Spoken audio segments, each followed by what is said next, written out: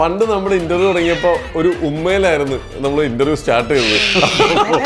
അത് വൻ വിവാദമായിരുന്നു. അപ്പൊ നമുക്ക് ഈ ഇന്റർവ്യൂ തുടങ്ങുന്നതിന് മുമ്പ് ഒരു ഉമ്മ കൊടുത്തിട്ടാണ് സ്റ്റാർട്ട് ചെയ്തത്. ഞാൻ പറഞ്ഞു കൊച്ചിന് കൊടുക്കാനാ. അന്ന് എന്താ പറയാ, പലരും ആ ഇന്റർവ്യൂ പറയുമ്പോ കമന്റിൽ വന്നു, ഇത് ഒരാഴ്ച പോലും മുമ്പോട്ട് പോയില്ല, കൂടിപ്പോയി ഒരു മാസം എന്നൊക്കെ. ഒരു വർഷം കഴിഞ്ഞിരിക്കുകയാണ്. ഒരാൾ ഇവിടെ വയലന്റ് ആയി തുടങ്ങിയിട്ടുണ്ട്. അദ്ദേഹത്തെ കൂടി നമുക്ക് ഇന്റർവ്യൂലേക്ക് വിളിക്കാം. നമ്മുടെ മഴക്കുട്ടി ഇതാ ഇവിടെ റെഡി ആയിട്ട് പോയിട്ട്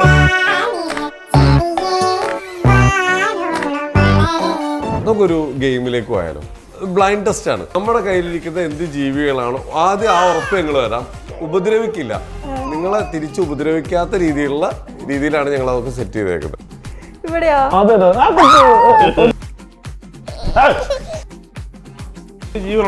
അങ്ങനെ ഞാൻ പറയൂലേ.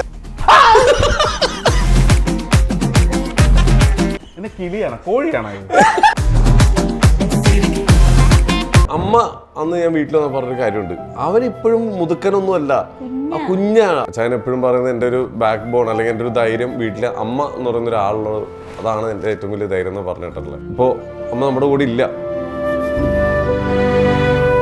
ഒരു അമ്മയ്ക്ക് വേണ്ടി ഒരു മകനും ഒന്ന് വെറുതെ ഇതുപോലെ സോഷ്യൽ മീഡിയയിൽ നോക്കി പറയില്ല എന്ന് എല്ലാവർക്കും മനസ്സിലാവും. ഇപ്പോഴും പല വീഡിയോസിന്റെ അടിയിൽ വന്നിട്ട് അമ്മയ്ക്ക് വേണ്ടി പൈസ പിരിച്ചവനല്ലേ ഇവൻ, ആ പൈസ പുട്ടടിച്ചവനല്ലേ സത്യം.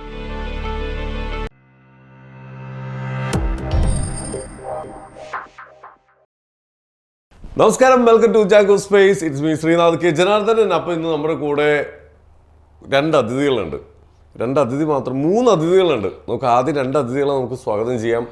നമ്മുടെ പല ഇൻ്റർവ്യൂവിലും വന്ന് ഇവിടെ വൻ ചർച്ചാ വിഷയമായിട്ടുള്ള കുറേ ഇൻ്റർവ്യൂസ് നമുക്ക് നമ്മുടെ മുമ്പിൽ വന്നിരുന്ന രണ്ടുപേരാണ്, നമ്മുടെ അച്ചായനും ആതിരയും. നമസ്കാരം, വെൽക്കം ടു അവർ ഷോ. എന്താണ് വിശേഷം? സുഖമായിരിക്കുന്നോ? സുഖമായിരിക്കുന്നു. നമ്മള് കല്യാണം കഴിഞ്ഞ ആ ഒരു ടൈമിൽ തന്നെയാണ് നമ്മുടെ ഇന്റർവ്യൂ. തൊട്ടടുത്ത ദിവസം, പിറ്റേ ദിവസം ഓർന്നു പോകുന്നത്.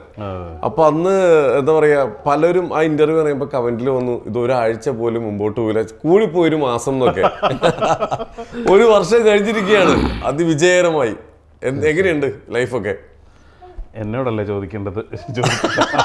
കണ്ണ് അവിടെയാണെങ്കിലും ചോദ്യം ഇവിടെയാണ്. പറയൂ. സുഖമായിട്ട് അങ്ങോട്ട് പോകുന്നു. കേട്ടാ മതി. ഒരു കാര്യം കൂടി, അന്ന് ശ്രീനാഥ് വന്നിട്ട് നമ്മുടെ വീട്ടിൽ ഇന്റർവ്യൂ എടുക്കുമ്പോഴത്തേക്ക് ആ ഇന്റർവ്യൂ ഒന്നുകൂടി കണ്ടാൽ മനസ്സിലാകും, അതിനകത്ത് തീർത്തും സൈലന്റ് ആയിട്ടിരുന്ന ഒരാളാണ്. എന്നിപ്പോ ഇവിടെ വന്നപ്പോ തൊട്ട് അതെ നേരെ തിരിഞ്ഞ് കാലം മാറി, ആ കഥ മാറി. ഇപ്പൊ അച്ചായൻ സൈലന്റ്, ഇവിടെ ഇരിക്കുന്ന ആള് ഫുള്ള് ഓണാണ്. തഗ്ഗിന്റെ പെരുന്നാള്. അപ്പൊ ഇതൊക്കെ എങ്ങനെ കിട്ടി? മുല്ലപ്പൂമ്പൊടി ഏറ്റിടക്കും അതാണോ? അമ്മ പഠിപ്പിച്ച? ഓക്കെ, അടിപൊളി. പിടിച്ചിരിക്കണമെങ്കിൽ ഇതൊക്കെ വേണമെന്ന് പറഞ്ഞല്ലേ? അമ്മേന്റെ ലൂപ്പ് ഹോൾസ് എല്ലാം കൃത്യമായിട്ട് ഓരോ അവസരങ്ങളിൽ ഇരുത്തി ഉപദേശിച്ചു കൊടുത്തിരുന്നു. ഗുരുമുഖത്ത് നിന്ന് കിട്ടിയിട്ടുള്ള എല്ലാ വാക്കുകളും കൃത്യമായിട്ട് ഹൃദയത്തിൽ ഏറ്റിട്ട് തിരിച്ച് പ്രയോഗിച്ചോണ്ടിരിക്കുക. ഇതൊക്കെ എനിക്ക് പരിചിതമായിട്ടുള്ള ചില സംഭവങ്ങളൊക്കെ ഇവളിങ്ങോട്ട് പറയുമ്പോഴത്തേക്ക് ഞാൻ തീർത്തും ഡൗട്ട് അടിച്ചിട്ട് ചോദിക്കും, ഇത് സംശയിക്കേണ്ട, അമ്മ പറഞ്ഞു. അതെ, ഒരാൾ ഇവിടെ വയലന്റ് ആയി തുടങ്ങിയിട്ടുണ്ട്. അദ്ദേഹത്തെ കൂടി നമുക്ക് ഇന്റർവ്യൂലേക്ക് വിളിക്കാം. തീർച്ചയായിട്ടും 3 പേരുണ്ടെന്ന് പറഞ്ഞില്ലേ? കല്യാണമൊക്കെ കഴിഞ്ഞു, അച്ചായനൊരു കുട്ടിയായി. ആ കുട്ടി നമ്മുടെ മഴക്കുട്ടി ഇതാ ഇവിടെ റെഡി ആയിട്ട് പോയിട്ട് മഴ ബേബി നമുക്ക് വെൽക്കം ചെയ്യാം. ഇടിവിട്ടൊരു മഴ പെയ്യട്ടെ. ഇതാരാ? നല്ല അടിപൊളി ഉടുപ്പൊക്കെയാണ് ഇട്ടേക്കുന്നത്. അതെ, മഴ ബേബി. നല്ല പേര്. ആരാ ഈ പേര് ചൂസ് ചെയ്തേ? വേറെ ആരാ, ഞാനല്ലാണ്ട് വേറെ ആരും. അച്ചായൻ തന്നെയാണ്. മഴക്കുട്ടി, ഹായ്. പേര് ഇഷ്ടപ്പെട്ടോ? നല്ല പേര് അച്ചായൻ, നല്ല അടിപൊളി പേര്. അപ്പൊ നമ്മുടെ കഴിഞ്ഞ ഇന്റർവ്യൂ സ്റ്റാർട്ട് ചെയ്തത് ഒരു ഉമ്മയിലൂടെയായിരുന്നു. ചരിത്ര പ്രസിദ്ധമായ വിവാദപരമായ ഒരു ഉമ്മ. എന്തായാലും നമുക്ക് ഈ ഇന്റർവ്യൂ ഒരു ഉമ്മയിലൂടെ സ്റ്റാർട്ട് ചെയ്യാം. Okay, ready? 1 2 3 സ്റ്റാർട്ട്. അങ്ങോട്ട് ഞാൻ പറഞ്ഞു കൊച്ചിന് കൊടുക്കാനാ. ഏറെ കയറാനുള്ള പരിപാടി സ്വന്തമായിട്ട് ഒപ്പിച്ചു വെച്ചോളൂ. ഡിലീറ്റ് ഒന്നുമില്ല, ഇവിടെ വന്ന എല്ലാം ഞങ്ങളിടും. ഓക്കെ, രണ്ടുപേരും കൂടി കൊച്ചിന് ഒരു ഉമ്മ കൊടുക്കാനാ പറഞ്ഞ. കൊച്ചിന് എന്തൊരു കഷ്ടമാണത്. ഓക്കെ, അപ്പൊ എന്തായാലും നമ്മുടെ ഇന്റർവ്യൂയിലേക്ക് 3 പേരെ ഞാൻ വെൽക്കം ചെയ്തിരിക്കുകയാണ്. എന്തായാലും നന്നായിരിക്കട്ടെ. എന്തായാലും വളരെ സന്തോഷം അച്ചായ, വളരെ വളരെ സന്തോഷം. കാരണം ഒരു വർഷം കഴിഞ്ഞ് ഇതാ പുതിയൊരാൾ കയ്യിലിരിക്കുന്നു, ഹാപ്പി ആയിട്ട് പോകുന്നു. ഈ ഒരു വർഷം കൊണ്ട് എന്താണ് പഠിച്ചത്? അച്ചായനോട് കൂടിയിട്ട് നമുക്ക് വന്നേക്കുന്ന ഒരു മാറ്റം എന്താ? ആതിരയ്ക്ക് വന്നേക്കുന്ന ഒരു മാറ്റം എന്താ? നന്നായിട്ട് വർത്താനം പറയാൻ പഠിച്ചു. ഓക്കെ, അടിപൊളി. അല്ല, അതൊരു കാര്യം സത്യസന്ധമായിട്ട് പറഞ്ഞില്ലേ.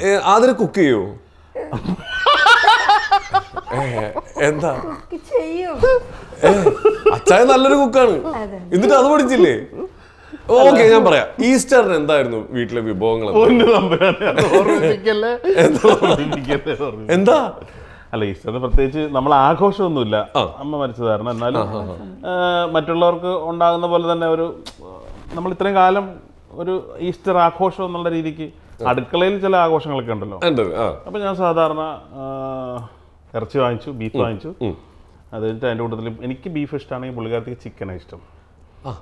അങ്ങനെ അല്ല, എന്നാലും ഇപ്പൊ ബീഫിലേക്ക് വന്നിട്ടുണ്ട്. ഓക്കെ, ചിക്കൻ മേടിച്ചു കഴിഞ്ഞപ്പോഴത്തേക്ക് എന്നോട് അവിടുന്ന് തന്നെ കടയിൽ നിന്ന് തന്നെ ഒരു അശരീരി പോലെ പറഞ്ഞു, ഇന്ന് ഞാനാണ് ഉണ്ടാക്കുന്നതെന്ന്. അപ്പം ഞാൻ സന്തോഷിച്ചു. ദൈവമേ, നോൺ വെജ് മേടിച്ചു കഴിഞ്ഞാൽ സാധാരണ അത് എൻ്റെ തലയിലെ വന്നെ. മറ്റ് സാമഗ്രികളൊക്കെ അരിഞ്ഞു തരും, ചീഫ് കുക്കായിട്ട് വന്നിട്ട് ചെയ്യണത്. അപ്പം ഞാൻ കൊച്ചുമായിട്ടിരുന്ന് കളിച്ച് സംഭവമൊക്കെ റെഡി ആയി കഴിഞ്ഞാൽ ഉച്ചയ്ക്ക് ഊണ് കഴിക്കാൻ വായോ എന്നൊരു വിളി കേട്ടു. സാധാരണ ഞങ്ങളുടെ വീട്ടിൽ ഊണ് കഴിയും 4 മണിയാണ്. അന്നേ ദിവസം അപ്രതീക്ഷിതമായിട്ടൊരു 1:30 കഴിഞ്ഞപ്പോഴത്തേക്ക് സംഭവം റെഡിയായി. ഞാൻ വന്ന് കഴിക്കാനിരുന്നപ്പോഴത്തേക്കാണ് എൻ്റെ മനസ്സ് ശരിക്കും വല്ലാണ്ടായിപ്പോയത്, സത്യം പറഞ്ഞു. ടേസ്റ്റ് കാരണോ? ഉണ്ടാക്കി വെച്ചേക്കുന്നത് ചിക്കൻ കറിയാണോ ബീഫ് കറിയാണോ സാമ്പാറാണോ എന്ന് തിരിച്ചറിയാൻ പറ്റാത്ത അവസ്ഥയായിപ്പോയി. സത്യം പറയാം. ഹാപ്പി ഈസ്റ്റർ ആയിരുന്നു. അയ്യോ, ഞാൻ അത് കാരണം ഒരു അക്ഷരം മിണ്ടാണ്ടിരുന്ന് കഴിച്ചു.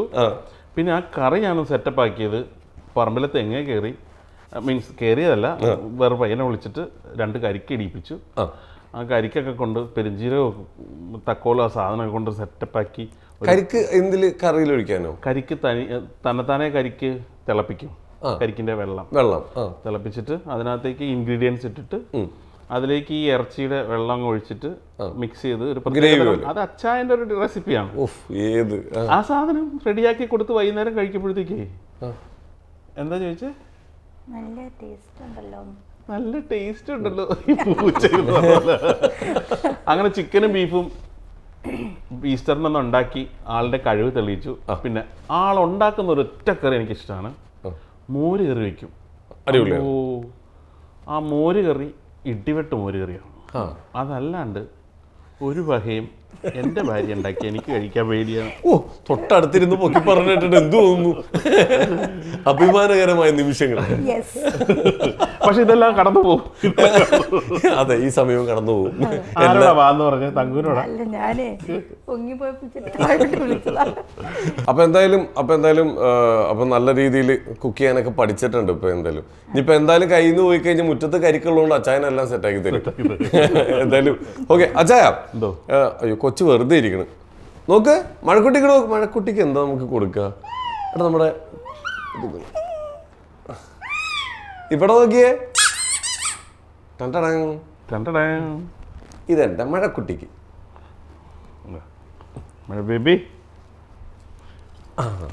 അപ്പൊ അച്ഛാ നോക്കൊന്ന് ഒന്ന് ജസ്റ്റ് നമ്മുടെ ഒരു കുറച്ച് ബാക്കോട്ട് പോവാം. ഓക്കെ, അതായത് നമ്മുടെ കല്യാണം കഴിഞ്ഞ ടൈമിൽ ഇപ്പോൾ നമുക്കതൊരു വിഷമിപ്പിക്കാൻ വേണ്ടി പറയുന്നത് നല്ല ഓർമ്മകളായതുകൊണ്ട് ഞാൻ വീണ്ടും പറയാം. അമ്മ ഉണ്ടായിരുന്നൊരു സമയമായിരുന്നു അത്. അമ്മ നമ്മുടെ എല്ലാത്തിനും, അച്ചായൻ്റെ എല്ലാത്തിനും കൂടെ നിന്നിരുന്ന ഒരാളാണ്.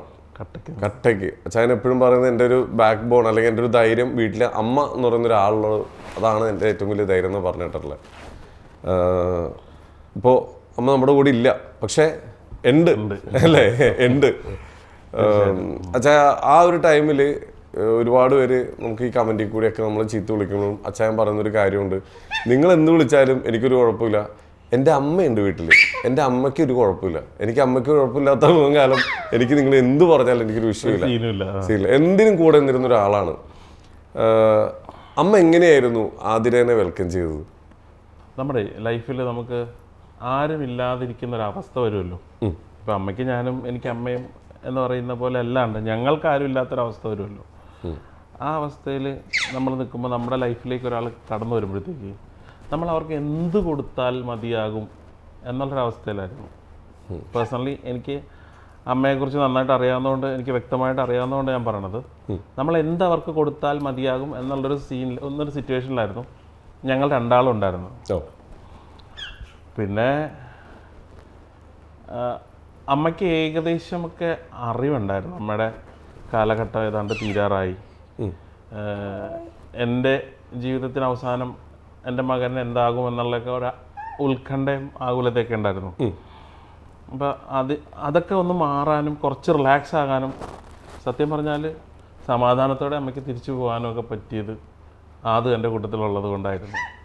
അപ്പോൾ വെൽക്കം ചെയ്തതും അവളെ നല്ല രീതിയിൽ നമ്മുടെ ലൈഫിലേക്ക് കൊണ്ടുവന്ന് നമ്മുടെ കൂട്ടത്തിൽ നല്ല രീതിയിൽ അവളെ നോക്കുകയും അവൾക്കും നിനക്കും ഇഷ്ടമല്ലായിരുന്നോ? എന്നെക്കാളും കൂടുതൽ ഇഷ്ടം തങ്കുവിനായിരുന്നു. അപ്പോൾ ലൈഫിൽ ഞാൻ ഒറ്റയ്ക്കാകില്ല എന്നുള്ള ഉറപ്പോടുകൂടിയാണ് അമ്മ പോയത്.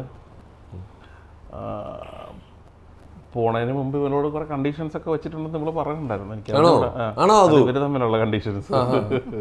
അമ്മ കുറെ കാര്യങ്ങൾ ഏൽപ്പിച്ചിട്ടാണ് പോയേക്കുന്നത്. അത് ഇത്രയും പ്രായമായ എൻ്റെ അമ്മ ഇവളോട് പറഞ്ഞത് എൻ്റെ കുഞ്ഞ് എന്ന് പറയുമ്പോഴത്തേക്ക് ഇവള് പറയാറുണ്ട് ഇത്രയും മുട്ടക്കാട്ടരായ മനുഷ്യനാണ് അമ്മ കുഞ്ഞ് എന്ന് പറയണത്. പക്ഷെ എല്ലാ അമ്മമാർക്കും കുഞ്ഞ്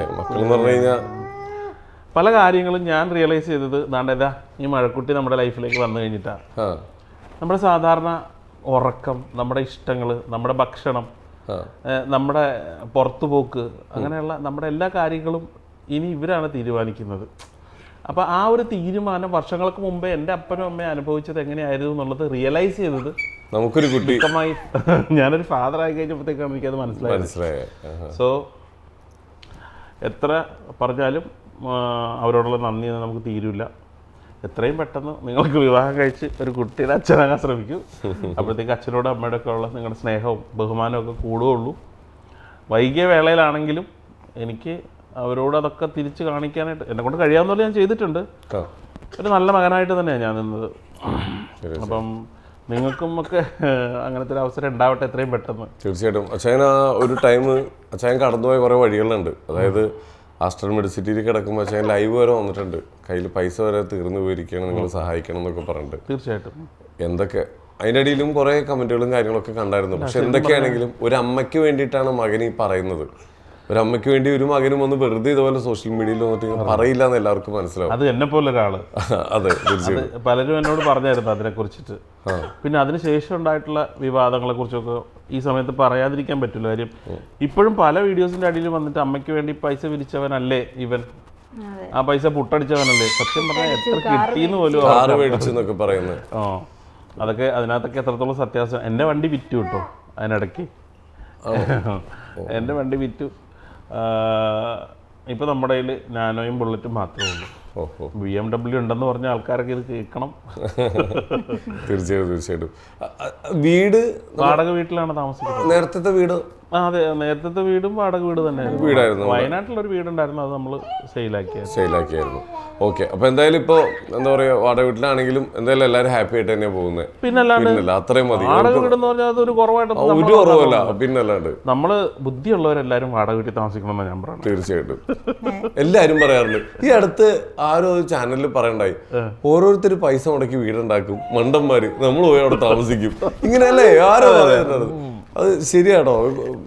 എനിക്ക് ഏറ്റവും ഇപ്പോൾ ഉള്ളൊരു ബുദ്ധിമുട്ടെന്ന് വെച്ചാൽ നമ്മളൊരു ലൊക്കേഷനിൽ ഓക്കെ ആയി, നമ്മൾ ആ ഒരു ഏരിയ ഒക്കെ ആയിട്ട് നല്ല സന്തോഷമൊക്കെ ആയിട്ടിരിക്കുന്ന സമയത്ത് ഇപ്പം ഞങ്ങൾ താമസിക്കാൻ തുടങ്ങിയിട്ട് 11 മാസത്തിൻ്റെ എഗ്രിമെൻറ്റ് കാലാവധി കംപ്ലീറ്റ് ആയപ്പോൾ രണ്ടാമത് എഴുതാൻ അവരാവശ്യപ്പെടുന്നുണ്ട്. അപ്പോൾ എൻ്റെ വാടകയുടെ കാര്യങ്ങളൊക്കെ കുറച്ച് അങ്ങോട്ടും ഇങ്ങോട്ടൊക്കെ മാറിയതുകൊണ്ട് നമ്മൾ വേറൊരു വീട് നോക്കണമെന്നൊക്കെ ഇങ്ങനെ ഉണ്ട്. പക്ഷെ എന്നാലും ആ ഒരു അറ്റ്മോസ്ഫിയർ ഭയങ്കരമായിട്ട് എന്നെ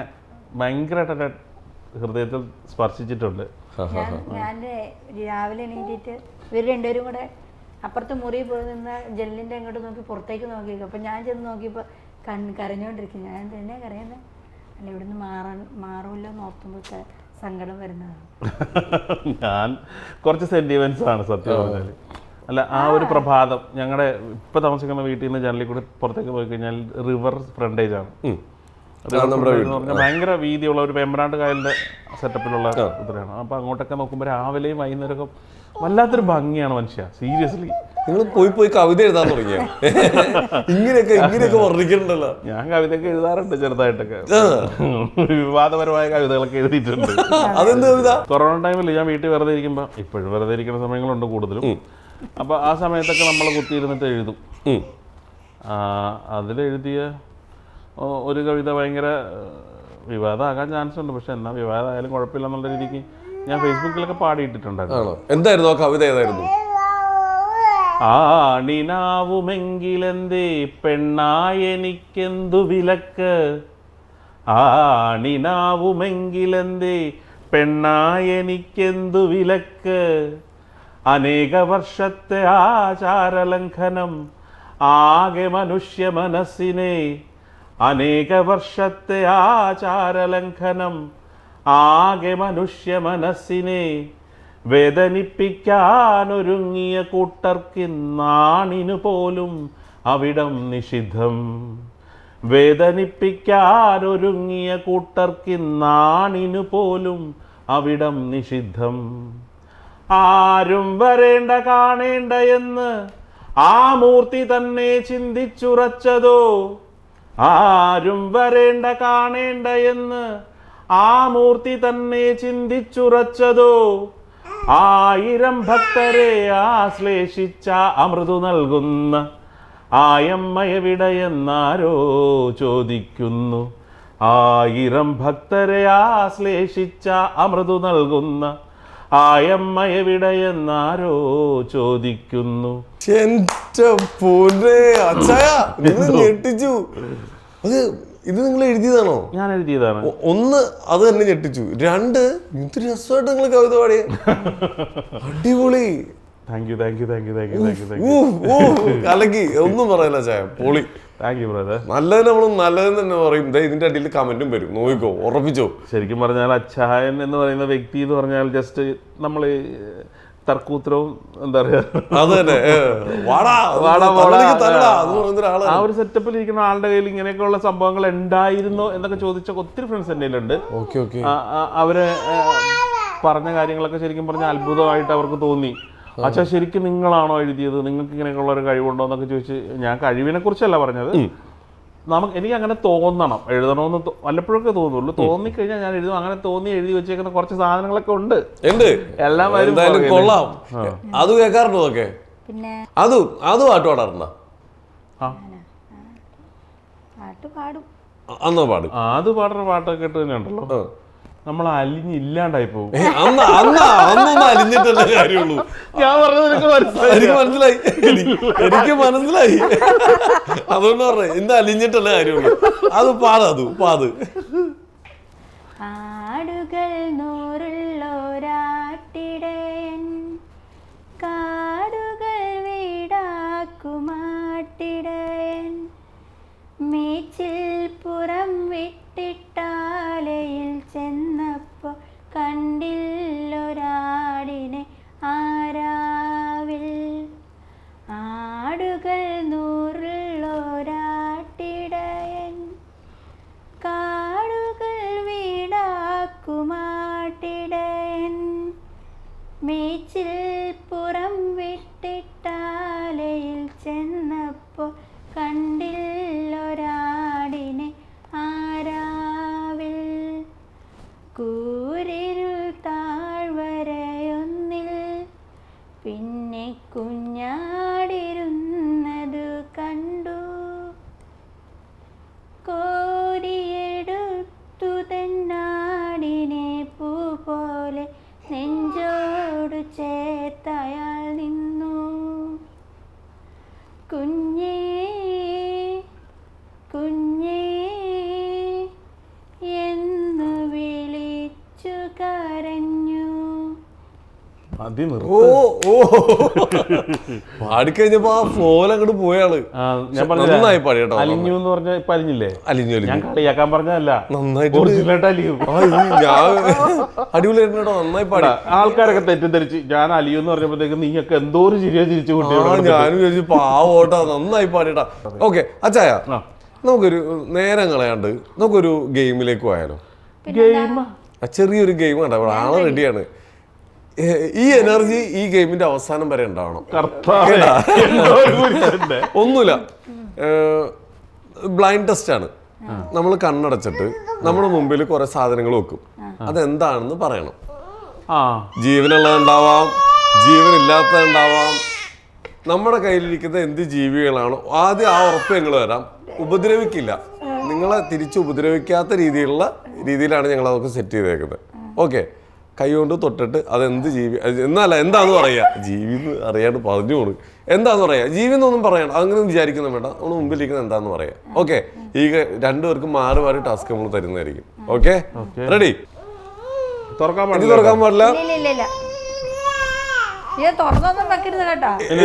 ഇല്ല, പയ്യെ തൊട്ടാ മതി, പതുക്കെ തൊട്ടാ മതിയേ. പേടിക്കണ്ട ഒന്നുമില്ല, പതുക്കെ തൊട്ടാ മതി കേട്ടാ. എന്താ നോക്ക്, തൊട്ടോ. നേരെ മുമ്പിലേക്ക് വരട്ടെ. പതുക്കെ തൊട്ടാ മതി, പേടിക്കണ്ട. എടി തൊട്ടോ കടി,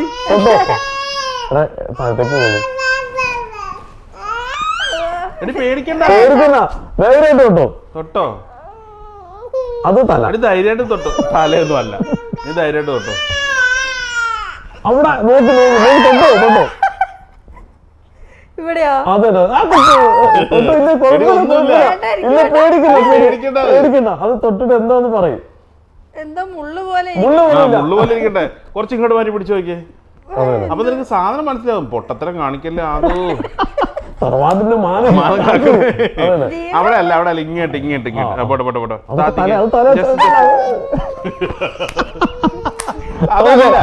എടി എന്നെ വിശ്വസിക്കണി, എന്നെ വിശ്വസിക്കാൻ.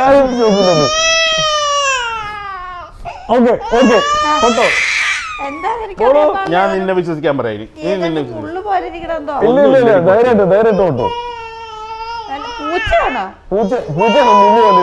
പൂച്ചേ ഇങ്ങോട്ട് മാറ്റിട്ട് അത് നീങ്ങി പോകുന്നു. ഇങ്ങോട്ട് ആ തൊട്ടോ. കാര്യം മനസ്സിലാവും.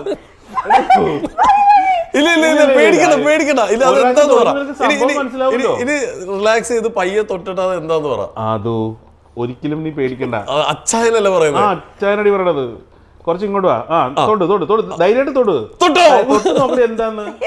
ഇല്ല, എടി നീ തൊട്ട് നോക്കി, പതുക്കെ തൊട്ട് നോക്ക്. അത് തന്നെ, നീ കൈ വെച്ച് അതിന്റെ പുറത്ത് കൈ വെച്ചിട്ട് നോക്ക് എന്ത് കുന്താന്നോ. അത് പല്ല്, എല്ല്. ഫ്രണ്ടിലേക്ക് പാടി. അങ്ങനെ ഫസ്റ്റത്തെ ടെസ്റ്റ് അച്ചായന്റെ തലയിലേക്ക് വെച്ച് കൊടുക്കും. ഓക്കെ, ഇനി അച്ചായന്റെ തലയിലേക്ക് വെച്ച് കൊടുത്തേ. ഓക്കെ, അല്ല തൊട്ടോ, കുഴപ്പമില്ല. സ്റ്റാർട്ട് ചെയ്തോ. ചെറുടെ വാ.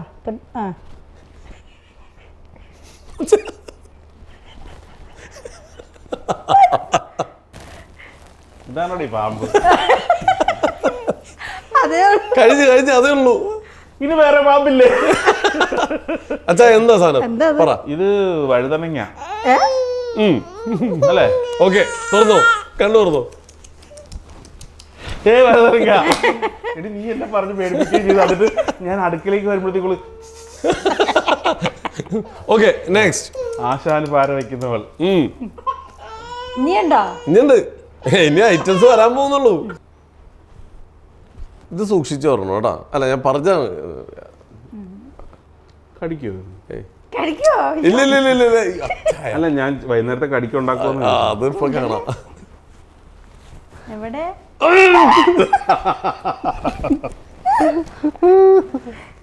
പതുക്കെ തൊട്ടാ മതി, അത് പോകൂല. തൊടലാരും നോവേ.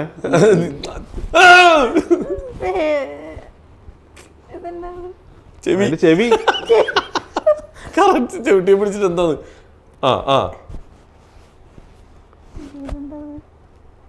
കോളിഫ്ലവർ. അതെ. ഒരു ഓന്തിനെ പിടിച്ചിട്ട് cauliflower. Okay, nice. Okay, ready? 1 2 3 start.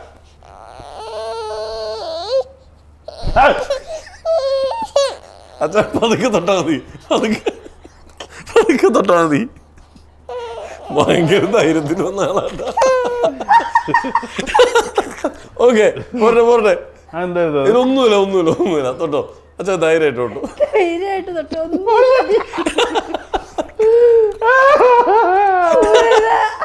ഈ മീശയും വെച്ചിട്ട് ഇങ്ങനെ കറിയുന്ന ചായ. അല്ല മീശ ഈ കണ്ണിന് താഴത്തേക്ക് പോയിരിക്കാൻ വേണ്ടി ഓക്കെ റെഡി 1 2 3 സ്റ്റാർട്ട്. എന്തുവാടേ ഇത്? ഇതൊന്നുമില്ല തൊട്ടോ ധൈര്യമായിട്ട് തൊട്ടോ. ഒന്നുമില്ല എടുത്തോ ഒരു ഇല്ല കുഴപ്പമില്ല ഒന്നുമില്ല എടുത്തോന്നോ? ഇല്ല തൊട്ടോളാം ഒന്നുമില്ല സത്യമായിട്ടും തൊടാ ചായ. എടാ എന്റെ മൈൻഡിൽ ഇപ്പൊ നീ ചുരുമ്പ് പറഞ്ഞ ചൈനയില് കൈ കടിച്ചപ്പോഴേക്കും കൈ പോയെന്നോ പണ്ടാറുകളുടെ അതൊക്കെ ഇങ്ങനെ ഓടിക്കൊണ്ട് അച്ഛനല്ലേ ധൈര്യം കൊടുത്തത്. പിന്നെ ധൈര്യമായിട്ട് തൊട്ടോ ധൈര്യമായിട്ട് തൊട്ടോ ഒരു പേടിയും വേണ്ട. എന്തുവാടേ ഇത്? ഒന്നും ആ ചാക്കരുത്തില്ല. ഒറ്റ ക്ലൂ, ഇത് ജീവനുള്ള സാധനമാണോ? അങ്ങനെ ഞാൻ പറയൂലേ, അതൊന്നും അതൊന്നും പറയാൻ പറയൂല. അത് പറ്റില്ല. ഞങ്ങൾ നുണ പറയുള്ളൂ അങ്ങനെയാണെങ്കിൽ. നുണയെങ്കിലും പറ. ഇല്ല ധൈര്യമായിട്ട് തൊട്ടോ. തൊട്ടോ കുഴപ്പമൊന്നുമില്ല. എടീ, പതുക്കെ തൊട്ടാ മതി. അച്ഛാ പയ്യെ തൊട്ടാ നീ ഉണ്ടാവുള്ളൂ നോക്കാൻ. അച്ഛാ പയ്യെ തൊട്ടാ മതിയെ.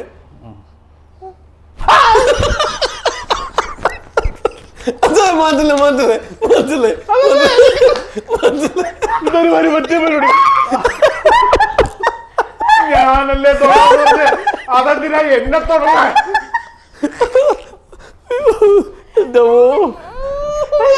കൊച്ചു മേടിക്കണേ താഴെ പോടും.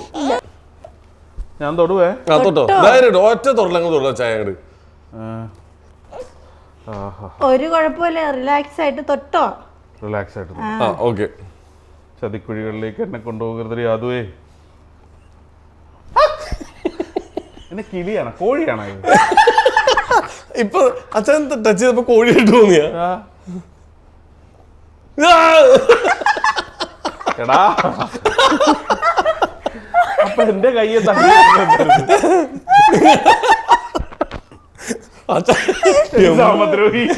എമ്മാതിരി ചെട്ടാണ് ചേട്ടത്. അല്ല ഞാനേ നീ ഇത്തിരി പറഞ്ഞില്ലേ ചൈനയിലെ പാമ്പ് പണ്ടാണ്. എന്നിട്ട് ഏറ്റവും കൂടുതൽ ധൈര്യം തോന്നുന്ന അച്ഛനാ. വെറുതെ പേടിപ്പിക്കണ്ട അതൊക്കെ. ഓക്കെ നെക്സ്റ്റ് കൊടുത്തോ, ഇപ്പഴത്തേക്ക് കൊടുത്തോ.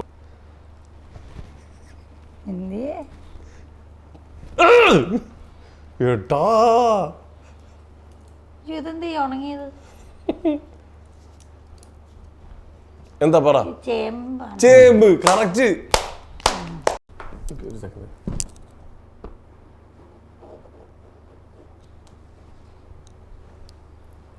എന്താ ഒന്നുമില്ല ചേ. വാ തൊട്ടോ തൊട്ടോ. അയ്യോ ഇല്ല ഒന്നുമില്ല ധൈര്യമായിട്ട് ഓട്. വേം പിടിച്ചല്ലേ ഇപ്പൊ ആ അത് തന്നെ. നിക്ക് ഒരു മിനിറ്റ്. വീണ്ടും താഴെ. ഈ സാധനം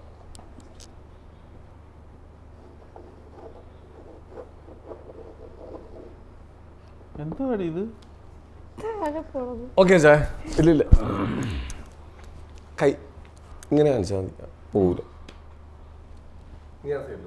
ഓക്കെ അച്ഛാ റെഡി 1 2 3 സ്റ്റാർട്ട്. എന്ത് പണ്ടാരാണെങ്കിലും സൈഡിലേക്ക് പോയി. അതിന് തൊട്ടോ.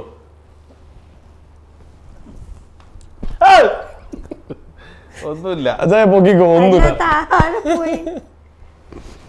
ചുമ്മാ പറഞ്ഞ നമ്മുടെ ബ്ലൈൻഡ് ടെസ്റ്റ് അവസാനിച്ചിരിക്കുകയാണ് സുഹൃത്തുക്കൾ, അവസാനിച്ചിരിക്കുകയാണ്. ഇത്രേ ഉള്ളൂ. എന്തിനാ വെറുതെ എനിക്ക് വേണ്ടിയിട്ടും സ്റ്റോക്കും വന്നു കഴിഞ്ഞാൽ ഇവിടെ ഒരു ചില്ലിപ്പെട്ടി കണ്ടില്ലേ? അപ്പൊ ഞാൻ കരുതി അതിനകത്ത് വല്ല പാമ്പോ ഒന്നൊക്കെ ഉണ്ടാവും. എന്തായാലും അടുത്ത ഇത് വരട്ടെ. ഞാൻ ഒറിജിനൽ പാമ്പിനെ കൊടുത്തിട്ടുണ്ട്. എങ്ങാനും ഒറിജിനൽ പാമ്പിനെ കൊടുത്തിരുന്നെങ്കിൽ ഇപ്പൊ ഇവിടെ അംഗം കാണായിരുന്നു. അങ്ങനൊന്നും പറയല്ലേ. അപ്പൊ എന്തായാലും ബ്ലൈൻഡ് ടെസ്റ്റ് അതിഭയങ്കരമായി നിങ്ങൾ വിജയിപ്പിച്ചിരിക്കുകയാണ്. ആരാണ് ഇതിനകത്ത് സ്കോർ ചെയ്തേക്കണത്? പേടിക്കുന്നതിൽ അച്ചായൻ തന്നെ. ഒരു പുല്ല് പേടിയില്ലാത്ത നാട്ടിരിക്കണല്ലേ. ആ ഇത് ഫസ്റ്റ് ഒന്ന് പേടിച്ചെങ്കിലും പക്ഷെ സെറ്റായിരുന്നു. അവർക്ക് അങ്ങനെ വല്ല പേടി ഉണ്ടായിരുന്നു എന്റെ അടുത്ത് ജീവിക്കായിരുന്നു. ഓക്കെ കൊച്ചുറങ്ങിയല്ലേ. ജസ്റ്റ് ഒന്ന് പറഞ്ഞു. ഓക്കെ അജയ, ഇനി എന്താണ് അച്ചായന്റെ ഫ്യൂച്ചർ പ്ലാൻ? മുമ്പോട്ടുള്ള കാര്യങ്ങളൊക്കെ എന്താണ്? സ്ട്രീമിംഗ് ഒക്കെ തുടങ്ങിയിട്ട് എങ്ങനെയുണ്ട്? സ്ട്രീമിങ് തുടങ്ങിയിട്ട് കുഴപ്പമില്ല, വലിയ മാടാകോടിയായിട്ടൊന്നും ഇല്ലെങ്കിലും നമുക്ക് നമ്മുടേതായിട്ടുള്ള ഒരു ഓഡിയൻസിനെ ഉണ്ടാക്കാൻ പറ്റിയിട്ടുണ്ട്. പ്ലസ് നമുക്കൊരു ഫാമിലി മെമ്പേഴ്സിന് കിട്ടി. അതായത് യൂട്യൂബ് ചാനലിൽ മോഡറേറ്റേഴ്സ് ആയിട്ടുള്ള കുറച്ച് ഒരു 17 വയസ്സ് മുതൽ അങ്ങോട്ട് ഉള്ള കുറച്ച് ഫാമിലി മെമ്പേഴ്സ്, അത് ഇതിനകത്ത് ആണുങ്ങളും ഉണ്ട് പെണ്ണുങ്ങളും ഉണ്ട്. ഓ, അപ്പോൾ അവർ നമ്മുടെ മോഡറേറ്റേഴ്സ് ആണെങ്കിലും അവർ നമ്മുടെ ഫാമിലി മെമ്പേഴ്സായിട്ടാണ് ശരിക്കും നമ്മൾ കണ്ടേക്കണം. ഫാമിലിയുടെ വെരി ക്ലോസ് ടു. ഓക്കെ. അവരെനിക്ക് എൻ്റെ പിറന്നാൾ മാർച്ച് 10 അന്ന് വമ്പൻ ഒരു സർപ്രൈസ് ഗിഫ്റ്റൊക്കെ കൊടുത്തു. ഓ, എല്ലാവരും കൂടി അവരെല്ലാവരും കൂടി വേറൊരു പാർട്ടിനെ ഒരു ഈവൻറ്റ് മാനേജ്മെൻറ്റിനെ ഏൽപ്പിച്ചിട്ട് അവർ വീട്ടിൽ കൊണ്ടുവന്ന് ഡെലിവറി ചെയ്തു. ഓ, അടിപൊളി അടിപൊളി. അൺഎക്സ്പെക്റ്റഡ് ആയിരുന്നു ശരിക്കും. അങ്ങനെയൊക്കെ കുറേ മൊമെന്റ്സ് ഒക്കെ ഉണ്ടാവുന്നുണ്ട്. അത് ഈ ഒരു യൂട്യൂബ് ചാനൽ നമ്മൾ ലൈവ് തുടങ്ങിയതിന് ശേഷം ഉണ്ടായി കിട്ടിക്കഴിഞ്ഞാൽ ഒരു പ്രത്യേകതരം ഒരു ഗിഫ്റ്റാണത്.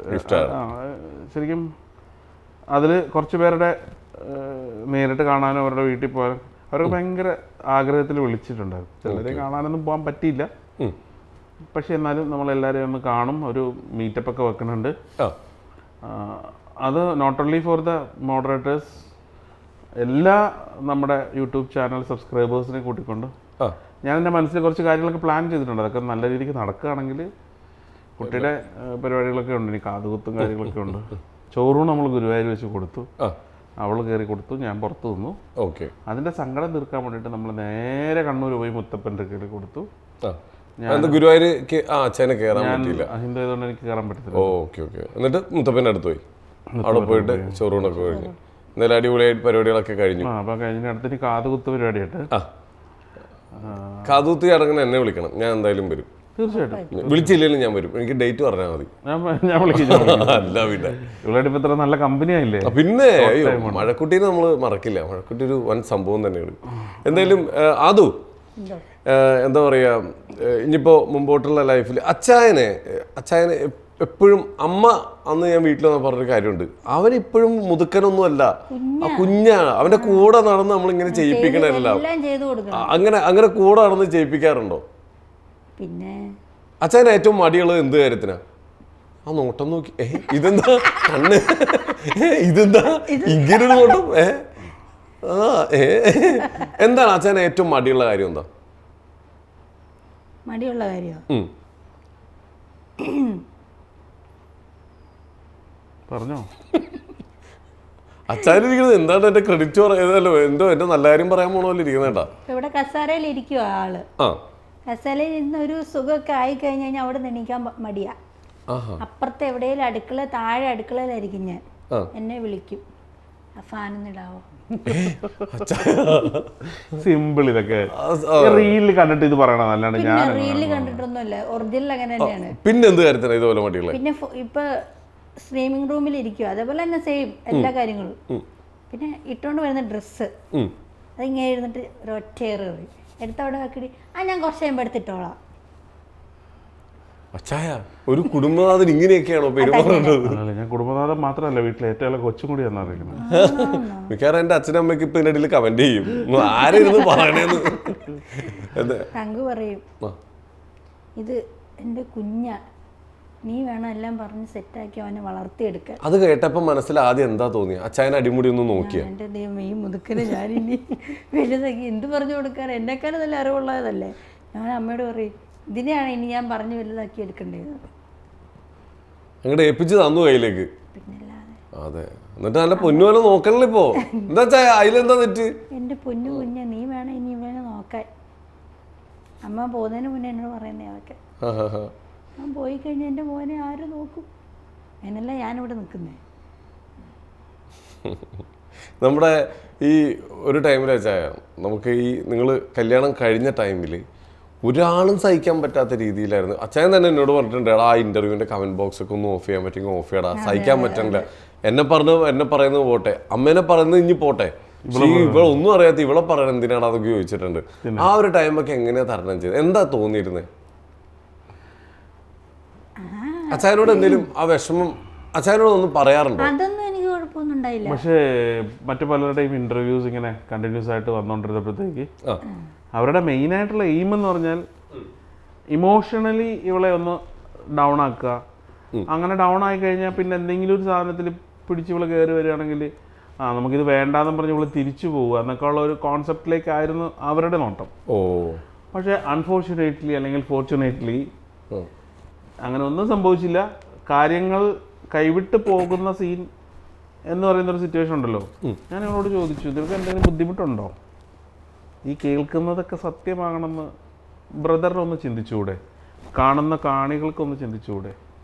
ആ സമയത്ത്, അതായത് 1 വർഷത്തിന് മുന്നേ ഘോരം പ്രശ്നങ്ങൾ ഉണ്ടാക്കി കൊണ്ടുവന്നിട്ട് അതിൻ്റെ ഒരു ഫീഡ്ബാക്കോ അല്ലെങ്കിൽ അതിൻ്റെ ഒരു ബാക്കപ്പോ ഒന്നും ഈ 1 വർഷത്തോളം, ഇനിയിപ്പോൾ ഇത് കേട്ട് കഴിയുമ്പോഴത്തേക്ക് ചിലപ്പോൾ അതിൻ്റെ പേരും പറഞ്ഞ ആരെങ്കിലുമൊക്കെ വരാൻ, എനിക്ക് റീച്ച് ഇച്ചിരി കുറവാണ്, നിങ്ങൾ വാ എന്നാലും എനിക്ക് ഇച്ചിരി റീച്ച് സെറ്റാകുള്ളൂ, അങ്ങനത്തെ ഒരു മൈൻഡ് സെറ്റിൽ ഞാൻ എടുക്കുള്ളൂ അതിനൊക്കെ. അരെ അതിനൊന്നും ഞാൻ മറുപടി പറയാനേ പോവില്ല. മനസ്സിലാവുണ്ടോ? എനിക്ക് മറുപടി പറഞ്ഞു കഴിഞ്ഞാൽ ആരാണ് അത് പറഞ്ഞത്, അവരിലേക്ക് ഒരു അറ്റൻഷൻ, അങ്ങനെ ഒരു അറ്റൻഷൻ സീക്കർ ആക്കാനായിട്ട് ഞാൻ ഉദ്ദേശിക്കണില്ല. എനിക്ക് എൻ്റെ തല, എൻ്റെ ഫുൾ ഫിഗർ, അതിനപ്പുറത്തേക്ക് അല്ല. ഞാനിത് തികച്ചും വ്യക്തിപരമായിട്ട് തന്നെ പറയുകയാണ്. അപ്പം ആ സന്ദർഭങ്ങളിലൊക്കെ പുള്ളിക്കാരത്തിയും മൈൻഡ് ഒന്ന് ഡൈവേർട്ട് ആയോ എന്നൊരു ഡൗട്ടിൽ എനിക്കുണ്ടായിരുന്നു. ഞാൻ പേഴ്സണലി ഞങ്ങൾ ഡ്രൈവ് പോകുമായിരുന്നു. വീട്ടിൽ അമ്മയുടെ മുമ്പിൽ ഇരുന്ന് സംസാരിക്കാൻ പറ്റാത്തതുകൊണ്ട് മറ്റു പല ഇൻ്റർവ്യൂസും മറ്റു പലരുടെ റിയാക്ഷൻസ് ഒക്കെ ഞങ്ങൾ കണ്ടേക്കണത് വണ്ടിക്കുള്ളിൽ ഇരുന്നുകൊണ്ടാണ്. അപ്പോഴൊക്കെ ഇവള് ഒരു ചില സമയത്തൊക്കെ പൊട്ടി വല്ലാണ്ടായി പോണ രീതിക്ക് കരച്ചിലോ ബഹളമൊക്കെ ഉള്ള സിറ്റുവേഷനിലേക്കൊക്കെ ഇങ്ങനെ സ്റ്റാർട്ടിങ് ആകുമ്പോഴത്തേക്ക് ഞാൻ പറയും, ഒന്ന് ക്ഷമിക്ക്, ഒരു 2 മാസം അല്ലെങ്കിൽ ഒരു 3 മാസം ക്ഷമിക്ക്, അപ്പോൾ നിനക്ക് ഇതിൻ്റെ റിയാലിറ്റി മനസ്സിലാവുമോ. ഈ 1 വർഷത്തിന് ഇപ്പുറം നിന്നിട്ട്, ഇപ്പം ഞാനും ഇവളും കൂടി ഇരിക്കുകയാണല്ലോ, ഇതിന് മുമ്പ് ഇങ്ങനത്തെ ഒരു ഡിസ്കഷൻ ഉണ്ടായിട്ടില്ല. 1 വർഷത്തിന് ഇപ്പുറം നിന്നിട്ട് ആ ദിവസങ്ങളെ കുറിച്ച് ഓർത്ത് നോക്കുകയാണെങ്കിൽ എങ്ങനെ ഫീൽ ചെയ്യണുണ്ടാവും? ചിരി വരുന്നു.